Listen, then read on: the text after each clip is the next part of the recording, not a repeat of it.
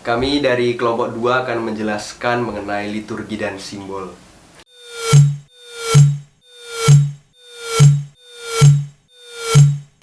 Seperti yang kita ketahui bahwa liturgi bukan hanya sebuah perayaan verbal belaka, tetapi liturgi merupakan perayaan simbolis ritual. Simbolis ritual ini mengungkapkan bahwa di dalam perayaan liturgi, Kristus atau misteri Kristus itu dihadirkan. Hal ini ditegaskan dalam Sacrosanctum Concilium nomor 7 bahwa dalam perayaan liturgi Kristus sungguh-sungguh hadir. Nah, mengenai liturgi dan simbol ini dijelaskan dalam SC nomor 21. Di situ dijelaskan bahwa liturgi mengekspresikan diri secara esensial melalui simbol-simbol. Dan seperti kita ketahui sendiri bahwa Yesus itu merupakan simbol. Yesus adalah simbol. Simbol sebagai bahasa Allah yang paling ekspresif dan simbol dari kemanusiaan kita ketika kita menjawab tanggapan dari Allah. Pada bagian pertama kita akan membahas mengenai bahasa liturgi. Dalam komunitas Kristen awal, bahasa liturgi yang digunakan adalah bahasa Aram karena sesuai dengan bahasa yang digunakan oleh para rasul dan juga orang-orang Yahudi pada zaman itu. Tetapi terdapat juga bahasa Ibrani berupa doa-doa dan juga seruan-seruan. Nah, sedangkan untuk orang Yahudi yang berada di luar Palestina, mereka lebih menggunakan bahasa Yunani Koine sebagai bahasa liturgi. Kemudian di daerah gereja-gereja timur, umumnya mereka menggunakan bahasa Yunani Koine sebagai bahasa hidup sehari-hari dan juga bahasa liturgi.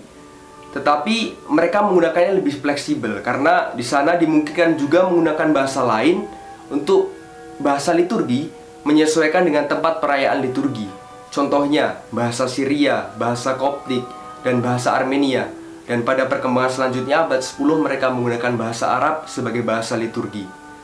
Sedangkan di gereja barat, penggunaan bahasa liturgi itu lebih ketat. Gereja barat lebih menekankan pada penggunaan bahasa Latin sebagai bahasa liturgi. Seperti yang dalam sejarah, Kaisar Decius dan juga Paus Damasus sangat menekankan penggunaan bahasa Latin dalam hidup sehari-hari dan juga dalam bahasa liturgi. Namun dalam prakteknya, dimungkinkan juga untuk menggunakan bahasa lain atas izin tahta suci, seperti yang dialami oleh Cyrillus dan Methodius dari Konstantinopel ketika mereka bermisi ke Moravia. Di sana mereka menggunakan bahasa Slavia untuk menjalankan misinya mewartakan kerajaan Allah atas izin tahta suci. Menanggapi perizinan yang dilakukan oleh Cyrillus dan Methodius ini, gereja menekankan dalam Konsili Trente bahwa bahasa Latin tetap menjadi bahasa liturgis dan ini sangat ditekankan. Nah, kemudian Paus Pius ke-12 itu mengeluarkan sebuah ensiklik yakni Mediator Dei. Di dalam ensiklik ini diberikan kelonggaran dalam penggunaan bahasa liturgis, namun belum terjadi perubahan yang radikal.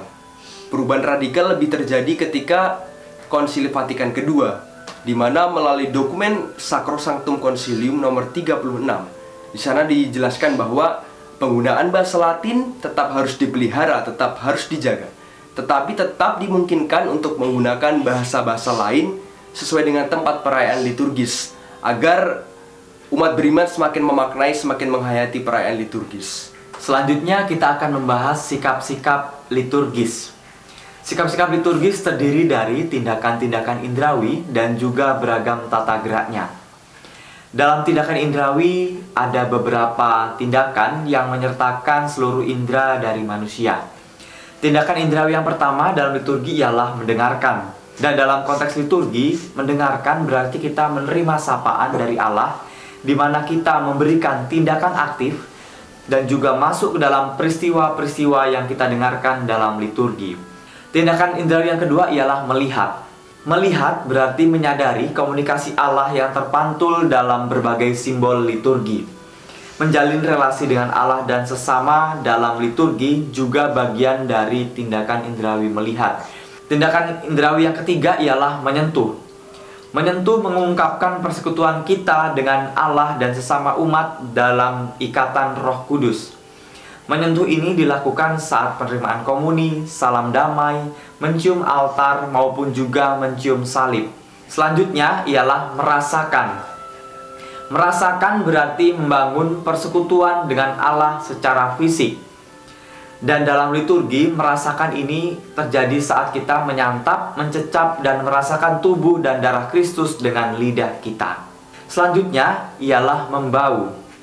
Membau diungkapkan dalam tindakan pendupaan, yaitu dengan kita mencium wangi-wangian dari dupa atau ratus yang terjadi dalam liturgi, khususnya dalam liturgi inisiasi dan juga yang lainnya.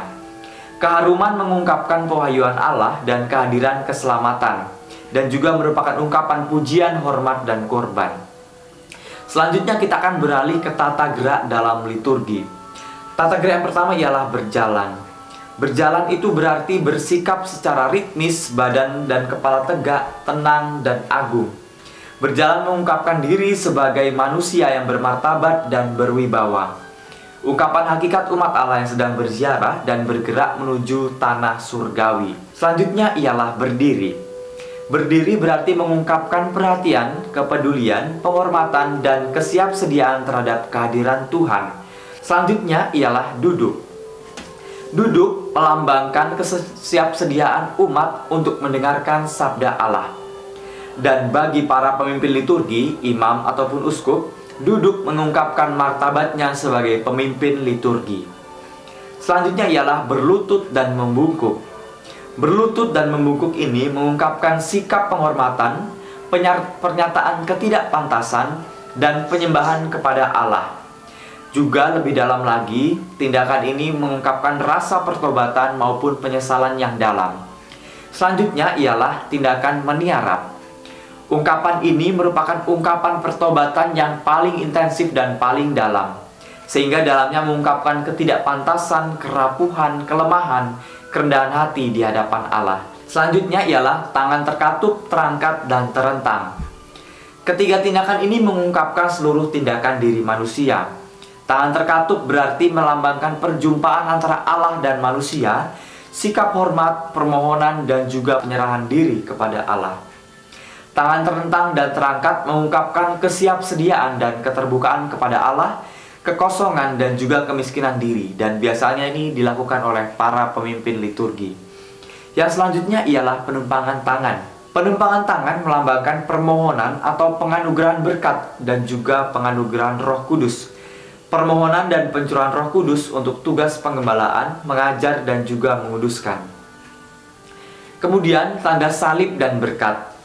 Tanda salib dibuat untuk diri sendiri dan juga untuk orang lain, baik untuk memberkati maupun juga untuk diri sendiri. Tanda salib dan berkat merupakan ungkapan iman Kristen akan salib Kristus yang menyelamatkan, pelimpahan kuasa dan daya Allah. Selanjutnya ialah menebah dada.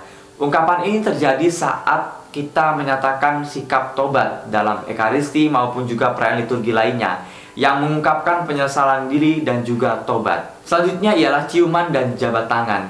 Ciuman merupakan sikap hormat dan ikatan persaudaraan yang erat dan akrab.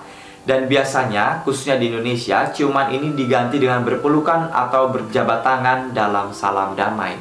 Selanjutnya ialah pembasuhan tangan atau kaki dan juga pembersihan dosa. Pembasuhan tangan dan kaki ini merupakan ungkapan permohonan agar Allah berkenan mengampuni dosa-dosa kita dan membersihkan diri kita dari segala kesalahan. Baiklah, selanjutnya akan dibahas mengenai warna liturgi. Warna liturgi merupakan simbol dari dua hal. Yang pertama itu, warna liturgi mengungkapkan sifat dasar misteri iman yang sedang dirayakan. Dan yang kedua, warna liturgi hendak menegaskan perjalanan hidup Kristiani sepanjang tahun. Yang pertama, warna putih dan kuning. Warna putih dan kuning dihubungkan dengan kehidupan baru. Warna putih dianggap sebagai simbol kemurnian, kesucian, ketidaksalahan, kemutlakan, terang yang takkan padam. Warna kuning lebih dipandang sebagai warna yang abadi, seperti emas. Warna putih dan kuning dipakai menurut simbolisasi yang sama, yakni kejayaan dan keabadian. Antara warna kuning dan putih ini dapat dipilih salah satu, keduanya memiliki derajat yang sama. Yang kedua, warna merah. Warna merah selalu dihubungkan dengan darah para martir, yaitu sebagai saksi iman, sebagai saksi Yesus Kristus yang menumpahkan darahnya bagi keselamatan manusia. Warna ini digunakan oleh bangsawan, terutama para kaisar. Oleh karena itu, para kardinal memakai warna merah juga. Yang ketiga, warna hijau. Warna hijau selalu dihubungkan dengan keheningan, ketenangan, kesegaran, dan harapan. Warna ini dihubungkan dengan musim semi. Warna hijau dipilih untuk masa biasa dalam liturgi sepanjang tahun. Yang keempat, warna ungu. Warna ungu adalah simbol kebijaksanaan, keseimbangan, sikap berhati-hati, yakni mawas diri. Warna ungu digunakan secara khusus juga dalam ibadat taubat. Warna ungu merupakan warna yang dipakai sebagai ganti warna hitam. Yang kelima, warna hitam. Warna hitam merupakan lambang ketiadaan, kegelapan, pengorbanan, kematian, dan kerajaan orang mati. Hitam melambangkan kesedihan dan kedukaan hati secara paling intensif. Susunan dalam tahun liturgi, seperti yang kita ketahui, warna hijau itu dipakai dalam masa biasa, dan warna merah itu dipakai pada peringatan martir. Warna merah dipakai juga dalam Minggu Palma dan Jumat Agung, dan juga Pentakosta. Warna putih dan kuning digunakan ketika hari raya, seperti hari Natal, Oktav Paskah, Pesta Keluarga Kudus, Hari Raya Bunda Maria, Hari Penampakan Tuhan, Pesta Pembaptisan Tuhan, Kamis Putih, Malam Paskah, Paskah, dan Kenaikan Tuhan. Nah, begitu juga dengan warna ungu dipakai pada Prapaskah, yaitu masa penantian, dan juga masa Advent. Yang selanjutnya adalah tata busana liturgi. Yang pertama adalah amik. Amik merupakan selembar kain lenan putih berbentuk segi empat dengan 2 tali panjang di kedua ujungnya. Amik dikenakan di bawah alba atau menutupi leher dan kerah baju. Yang kedua adalah alba. Alba adalah pakaian putih panjang sebatas pergelangan kaki dan lengan panjang hingga pergelangan tangan. Tujuan rohaninya ialah mengingatkan imam akan pembaptisannya tatkala kain putih diselubungkan padanya sebagai lambang kemerdekaannya dari dosa. Yang ketiga adalah singel. Singel adalah tali ikat pinggang panjang yang digunakan untuk mengikat alba yang terlalu panjang, dan stola. Selanjutnya adalah stola. Digunakan oleh orang-orang tertahbis seperti uskup, imam, dan diakon. Yang selanjutnya adalah kasula. Kasula merupakan pakaian liturgi resmi untuk uskup atau imam saat merayakan Ekaristi. Aslinya merupakan pengganti toga orang Romawi kuno dan dipakai dari atas kepala sampai menutupi seluruh tubuh. Yang selanjutnya adalah velum. Velum merupakan pakaian liturgi berwarna putih atau kuning dengan hiasan indah dan memiliki rantai kancing pada kedua ujung atasnya yang dapat dikalungkan di depan dada. Velum dipakai oleh seorang imam tatkala membungkus sibori yang berisi hosti yang sudah dikonsekrasi saat perarakan, saat adorasi, dan setiap kali imam memberikan berkat dari sakramen Maha Kudus.